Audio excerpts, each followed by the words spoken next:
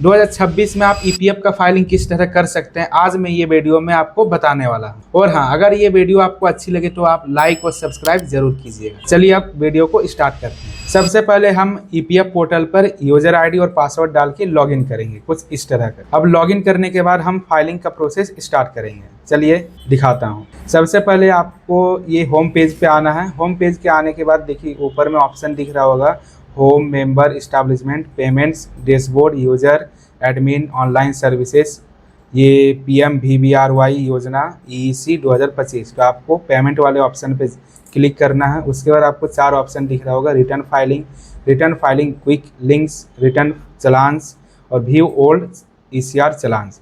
तो आपको क्लिक करना है रिटर्न फाइलिंग में।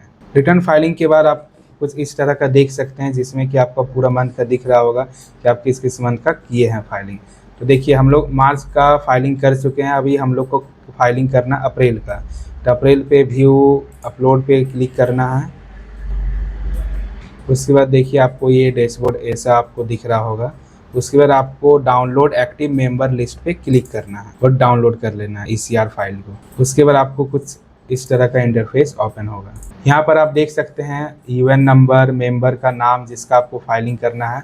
इसमें आपको सभी मेंबर का जो वेजेस है वो फिल करना होता है। चलिए मैं आपको दिखाता हूँ। यहाँ पर दिख रहा होगा आपको UN नंबर, मेंबर का नाम जिसका मुझे फाइलिंग करना है, और यहाँ पर दिख रहा होगा सबसे पहले आपको ग्रॉस वेजेस, मतलब इन लोगों का मंथली में जितना वेजेस बना है वो आपको यहाँ पर फिल करना है। तो जो मैंने कि आपका फिल कर लिया है। उसके बाद दिख रहा होगा आपको EPF वेजेस में जो ग्रॉस वेजेस है वही वेजेस आपको EPF वेजेस में भी लिखना है। उसके बाद आपको दिख रहा होगा EPF वेजेस, ये भी फिल कर लेना है। EDLI wages. उसके बाद आपको दिख रहा होगा EPF कंट्रीब्यूशन रेमिटेड। यहाँ पर आपको जितना आपका वेजेस है उसका 12% जितना होता है वो आपको यहाँ पर फिल करना है। उसके बाद आपको दिख रहा होगा EPS कंट्रीब्यूशन रेमिटेड। यहाँ पर आपको जितना आपका वेजेस है उसका 8.33% यहाँ पर फिल करना है। ये सारा फिल करने के बाद आपको उसके बाद दिख रहा होगा EPF कंट्रीब्यूशन और EPS कंट्रीब्यूशन दोनों का डिफरेंस जितना अमाउंट होता है वो यहाँ पर अमाउंट आपको फिल करना है। उसके बाद आपको दिख रहा होगा NCP डेज। NCP डेज का मतलब होता है नन कंट्रीब्यूशन पीरियड। यहाँ पर मतलब जितना दिन वो लोग काम नहीं किया वो डेज आपको यहाँ पर काउंट करके लिखना है। उसके बाद आप यहाँ पर दिख रहा होगा आपको रिफंड ऑफ एडवांस। अगर किन्हीं का एडवांस रिफंड हुआ है तो ये यहाँ पर आप फिल कर सकते हैं, या अदरवाइज आप 0 डाल के भी आगे बढ़ सकते हैं। चलो मैं आपको ये फटाफट फिल करके दिखाता हूँ। आप यहाँ पर आप देख सकते हैं कि मैंने ये सारा आपको फिल कर लिया। EPF wages, EPS wages, EDLI wages. इसके बाद देख रहे हैं सारा मैं आपका इसका 12%, 8.33% जितना होता मैं ये फिल कर लिया है। ये सेव करने के बाद आपको इसको टेक्स्ट फाइल में कन्वर्ट करना पड़ेगा। अब आप देख सकते हैं इसे मैं टेक्स्ट फाइल में चेंज कर दिया है। अब इसी को आपको वहाँ पर अपलोड करना है। चलिए मैं आपको अपलोड करके दिखाता हूँ। ये आ गया मैं EPF का पोर्टल पे। यहाँ पर आपको चूज फाइल में सिलेक्ट करना है जो है आपका टेक्स्ट फाइल। यहाँ पर आप कुछ भी लिख सकते हैं, जैसे मैंने ECR लिख दिया है। अब आप देख सकते हैं कि मेरा सक्सेसफुली इसमें अपलोड हो चुका है।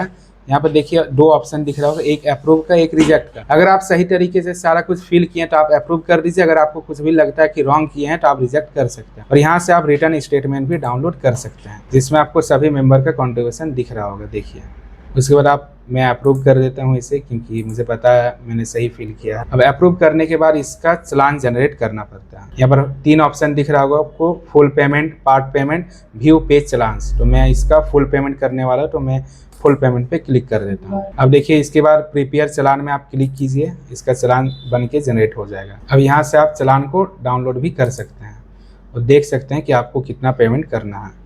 जैसे मुझे इतना पेमेंट करना है। अब आप इसको यहाँ से पेमेंट भी कर सकते हैं या फिर कैंसिल भी कर सकते हैं। अब आप इस तरह से यहाँ पर पेमेंट करके अपना फाइलिंग कंप्लीट कर सकते हैं। अगर आपको भी अपना EPF का फाइलिंग करवाना है तो आप हमारे थ्रू स्क्रीन पर दिए गए नंबर पर कांटेक्ट करें और अपना EPF का फाइलिंग करवा सकते हैं। धन्यवाद।